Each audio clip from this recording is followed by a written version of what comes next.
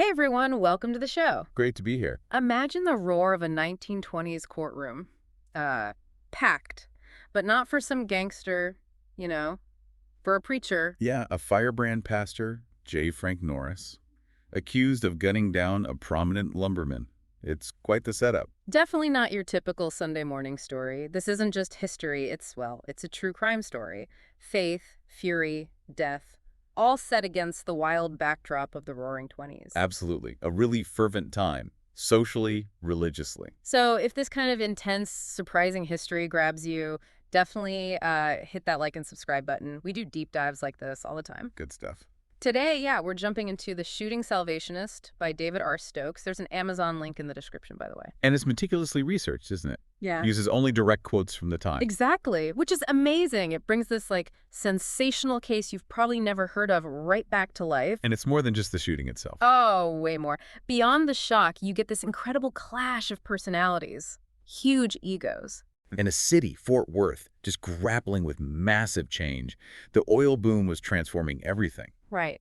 And you see the power of religion, obviously, but also the media shaping how everyone saw things. We're going to unpack what this forgotten drama really tells us about America back then in the Jazz Age. As always, we're your guides. We'll sift through the details, pull out the juicy bits for you. And I'm here to help connect the dots, look at the bigger picture, the significance of it all. Okay, so our exploration today, we'll look at the key players. You mentioned J. Frank Norris, this controversial pastor. Then there's Mayor H.C. Meacham, respected guy, owner of a big department store. The victim, D.E. Chipps, wealthy lumberman. And Fort Worth itself, Texas in the 1920s, a really volatile atmosphere. We'll dig into what led up to the shooting, the immediate aftermath, the chaos. And that sensational trial gripped the whole nation, apparently. Our mission really is not just what happened, but why it mattered, and maybe what echoes we still hear today. We've got bits from the book, old news articles, even some personal accounts.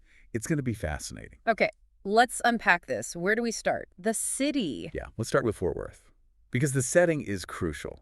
Like you said, 1920s Fort Worth wasn't some quiet little town. Right, oil money flowing. Exactly. A Texas-most city, as they called it, just booming. And this rapid growth, well, it forced changes. Like in city government. Precisely. But in the council manager system, Yeah. trying to professionalize things, manage the growth. Which probably ruffled some feathers, shifted power dynamics. It will have. It created perhaps new ways for someone like Norris to challenge the old guard. He could engage with the city manager and the mayor. It was dynamic, maybe unstable too. Makes sense. And right into the swirling pot steps J. Frank Norris. The book calls him a very fundamentalist pastor during the Roaring Twenties. And known for controversy and sensationalism, he wasn't exactly low-key. No kidding. Powerful speaker, great organizer. He built First Baptist Church in Fort Worth into, well, they called it America's first megachurch. Which is incredible for that time. Think about that scale. It's striking how he mixed this, like, super conservative doctrine with really modern ways of promoting himself. How did that work? Why was that combo so potent then? Well, I think a couple of things were going on. First, you had the rise of fundamentalism itself. It was a reaction, right? People felt traditional values were under threat. All the change happening, prohibition, evolution, debates. Exactly. People wanted certainty, strong leaders. Yeah. Norris gave them that, uncompromising. But second, he wasn't just preaching in church. He used modern media. The newspaper, the radio. Right. The Searchlight paper, his radio station, that let him reach way beyond the church walls, build a personal brand almost.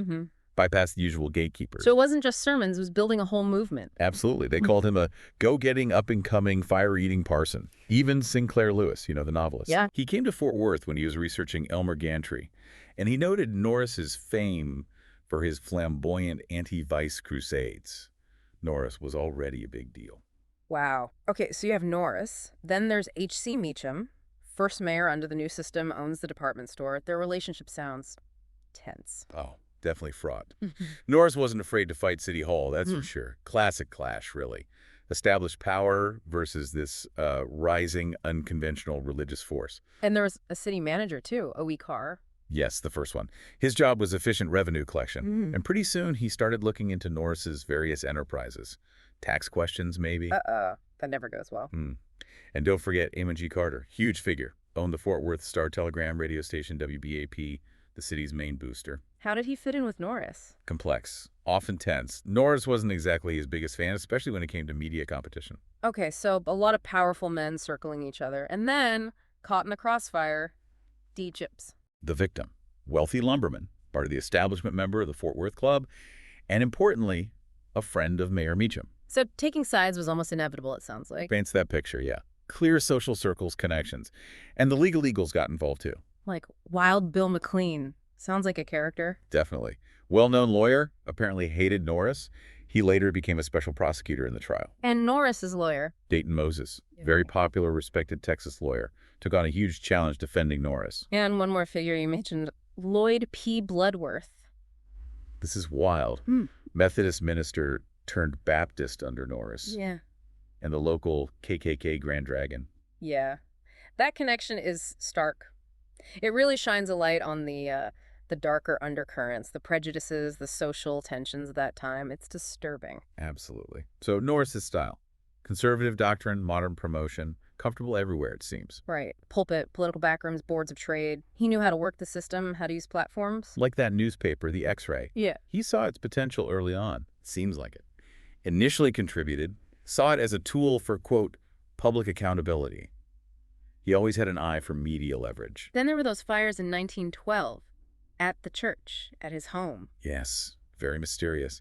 And anonymous threatening notes he supposedly received. Supposedly. Well, the book raises the possibility, based on sources from the time, that maybe, just maybe, Norris had a hand in it himself. Wow. For the trauma. For sympathy. Perhaps. It speaks to his understanding of narrative, of how to generate support, deflect suspicion maybe. Yeah. Hard to know for sure, but it adds a layer. It's a volatile mix. But despite all this, his church just kept growing. The world's largest Sunday school. Incredible, isn't it? It shows his charisma, his connection with his followers. They stuck by him through thick and thin. And this is all happening against the backdrop of rising fundamentalism. Exactly. A major reaction to cultural change. Big issues were prohibition, keeping it strong, and fighting the teaching of evolution. And Norris was a leader in that movement. A huge voice, articulating those anxieties, offering what felt like solid ground in changing times. And part of that, a really big part in the mid-20s, was his anti-Catholicism. Oh, very much so. A central theme.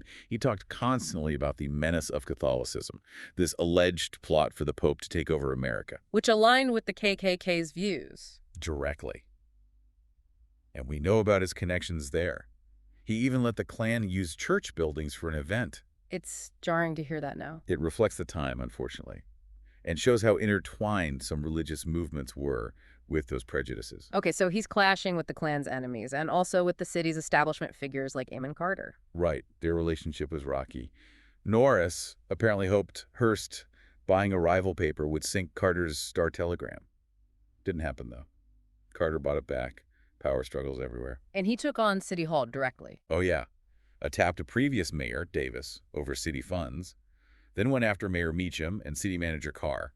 Taxes, alleged misuse of funds. Like a donation to a Catholic school. That would definitely get Norris fired up. Precisely. He positioned himself as the city's moral watchdog, you could say, holding power accountable, in his view. But the feud with Meacham got personal, didn't it? Extremely. Norris didn't just stick to policy. He went after Meacham's private life, brought up a past affair publicly. Oof. That's crossing a line. It felt like a real escalation. Meacham was, understandably, very uncomfortable. Started looking for ways to deal with the Norris problem. Including that closed-door meeting at the Fort Worth Club. Yeah, trying to figure out what to do. Yeah. It shows the level of concern among the city's elite about Norris's influence and tactics. And then the spark that lit the final fuse. Meacham's store manager, who was Catholic. Right. He fired 8 employees, and these employees were all active members of Norris's First Baptist Church. Wow. Whether it was purely about religion or not, Norris must have seized on that immediately. Absolutely. It was perfect fodder for him. Proof in his narrative that his people were being persecuted for their faith. It enraged his followers. You can just feel the tension ratcheting up. Exactly. This incredibly volatile atmosphere sets the stage for the fatal encounter. July 17th, 1926. D.E. Chipps goes to J. Frank Norris's office. And what happened inside? That's the core of it. Accounts differ, naturally. Naturally. Mhm. But the outcome is clear. Norris fired 3 shots. D.E. Chipps was killed right there in the pastor's study. The immediate aftermath must have been chaos. Total chaos. Chipps was taken to a Catholic hospital, St. Joseph's, where he was pronounced dead. That detail itself probably inflamed tensions. And Mayor Meacham. Reportedly devastated. Mm. Emotional. Apparently, he feared Chipps had died defending him, trying to confront Norris on his behalf. Heavy. What did Norris do? Right after shooting someone. Conducted Sunday service the next day. Declared his faith was unshaken. Unbelievable. Though the book notes, interestingly, that the number of converts that day was unusually low. Maybe even his flock was a bit stunned. And he immediately started framing it as self-defense. Right away. Claimed self-defense, talked about a deep, dark-laid conspiracy against him. The narrative started instantly. What was his specific story to the press? He claimed Chipps had called him, made threats, then came to his office, was angry, and, quote, lunged at him. That's when he fired. The classic self-defense posture, victim of aggression. Exactly. That was crucial for his defense. So the grand jury gets involved. Were there immediate questions about his story? Oh, yeah. Rumors flew, like, was there a mystery man in the office during the shooting? Things like that. But Norris, he wanted to be indicted. That seems counterintuitive. It does, but it fits his personality, perhaps. The book suggests he saw a trial as his ultimate stage. A chance to expose this conspiracy he kept talking about and rally his base. Precisely. Turn the tables, paint himself as the persecuted one on a national scale. He got his wish. Indicted for murder. And the stakes were incredibly high. The death penalty was on the table. Absolutely. This wasn't just a scandal. It was life and death. And the media just exploded, right? National news. Totally. Fort Worth became ground zero for a media frenzy. Reporters flooded in. It was a huge sensation. And Norris knew how to play that game. Masterfully. He actually started selling stock in his newspaper, the Searchlight, to raise money for his defense fund. Wow. Framing it as investing in the fight for truth. Essentially, yes. Defending him was defending truth against modern infidelity, as he put it. He knew how to mobilize his supporters financially and emotionally. They even planned a parade for him, a parade of the faithful. They did. Initially denied a permit, but they pushed and got it granted. Imagine that a parade for a man on trial for murder shows the depth of his support. The book mentions how the wives were portrayed differently. Mrs. Chipps, the widow, versus Mrs. Norris. Yeah, that's interesting. May Chipps got the sympathetic treatment, naturally. Lillian Norris, the pastor's wife, was often depicted as more stoic, tough, a Spartan image. Public perception being shaped right there. So the trial begins. They tried to move it out of Fort Worth. His defense team did, yeah. Argued the local feeling was too intense, too biased for a fair trial, motioned for a change of venue. But it was denied. Denied. So the trial happened right there in Fort Worth, the heart of the storm, made it even more dramatic. Jury selection must have been intense. Painstaking, huge pool of potential jurors. Both sides scrutinizing every single one, trying to find people not already completely decided. And the testimonies must have been fireworks. Mayor Meacham testified. He did. Talked about why he hired special prosecutors, including Wild Bill McLean, denied ever threatening Norris, denied firing those employees just for being church members. Did he attack Norris? He actually questioned Norris's sanity on the stand, raised doubts about his mental state. Ouch. And witnesses backed up the idea that a fair trial was impossible there. Yes. Several testified for the change of venue motion, saying opinions in Fort Worth were just too strong, too divided. It was hard to find anyone neutral on J. Frank Norris. Okay. Key witnesses. Norris's secretary, L.H. Nutt. He backed up the self-defense story. He did. Claimed Chipps made verbal threats, made that hip pocket move, suggesting he was going for a gun. Crucial for the defense. Yes. Under cross-examination, some inconsistencies apparently came out in his story. Cracks started to show. Then Roxy E. Parker. Her testimony sounded critical. Very critical for the prosecution. She said she saw Chipps leaving the office with a hand raised, not lunging forward, right before the shot. That directly contradicts Norris's core claim. Directly. Huge blow to the self-defense narrative. What about J.T. Pemberton? A deacon in Norris's church, but knew Chipps? Right. His testimony apparently didn't fit the defense's picture of Chipps as this purely aggressive figure. Complicated things. And they brought in people who saw Chipps drinking, trying to discredit him. Seems like it. A barbershop quartet testified they saw him drinking earlier that day, trying to paint him maybe as unstable or aggressive due to alcohol. Any other corroboration of threats? Well, a city patrolman, John Woodruff, recalled Chipps threatening Norris years before, saying he'd put Norris in a grave. A long time ago, but maybe relevant to a pattern. And witnesses who heard the shots. J.M. Gilliam's wife heard them, then saw a man stooping over outside, picking something up. or just reacting? Unclear. And the hotel clerk, L.S. Grevenberg. Testified seeing Chipps at the Westbrook Hotel twice that day. Potentially relevant to Norris claiming Chipps called him threateningly from the hotel. Connecting dots. Then Norris himself takes the stand. The main event. He repeated his story. The threats, Chipps' anger, the hip pocket move. Pure self-defense. Did he seem convincing? Reports say he got emotional, sobbed on the stand. Very dramatic performance. And he flatly denied saying, "I have killed me a man," which some reports claimed he said right after. But the prosecution had a rebuttal, Clarence Wisecup.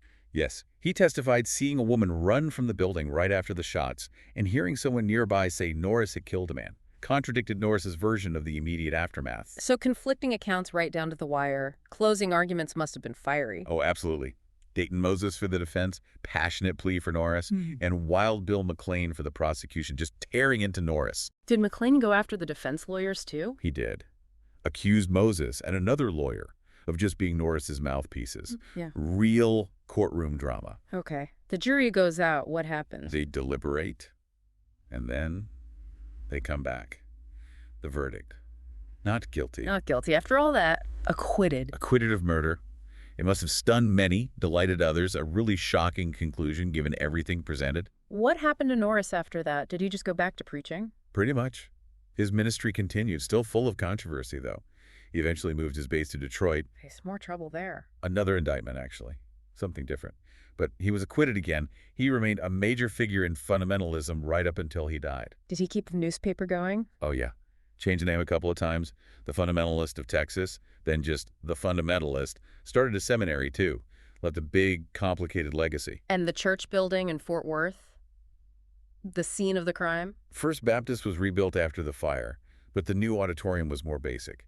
Eventually, those downtown properties were sold off. And now a bank stands there. The Chase Bank building, right on the site where Norris shot Chipps. History buried under commerce. Wow. What a story. What do you think it all means looking back? Well, the trial just ripped the cover off the deep divisions in that community, religious, social, political. And it's a stark lesson in the power of personality, of rhetoric. How a charismatic figure could command such loyalty even in the face of murder charges. Exactly, and influence opinion, maybe even justice. It raises big questions about faith, power, the media, celebrity, things we still grapple with. So for you listening, this isn't just an old Texas tale. It's got layers. Absolutely. So wrapping up this deep dive into the Shooting Salvationist, it's just a gripping true story. Religious fervor, personal feuds, a trial that had the whole country talking. We saw this incredibly complex character, J. Frank Norris, build a megachurch, huge following, tons of controversy, then ends up in a murder trial. And it threw a spotlight on the 1920s, didn't it? Fundamentalism, the Klan, cities changing so fast, all those tensions boiling over. Which leads to a thought. Think about the media frenzy back then. National news, intense opinions. How would a case like this play out today? Oh, wow. With instant news, social media, 24/7 commentary. Right. Would it be even more polarized, more of a spectacle? What parts of this 1920s drama, the faith, the power, the personality clashes, the fight for justice, feels surprisingly familiar now? That's definitely something to chew on. Great point. Thanks so much for joining us for this deep dive, everyone. Yeah, this is a fascinating one to explore. Really makes you think. We'd love to hear your thoughts. What was the most surprising detail for you? Or a moment that really stuck with you? Drop a comment below. And please, if you found this story as compelling and maybe as disturbing as we did, share it with someone else you think will be interested. Keep the conversation going.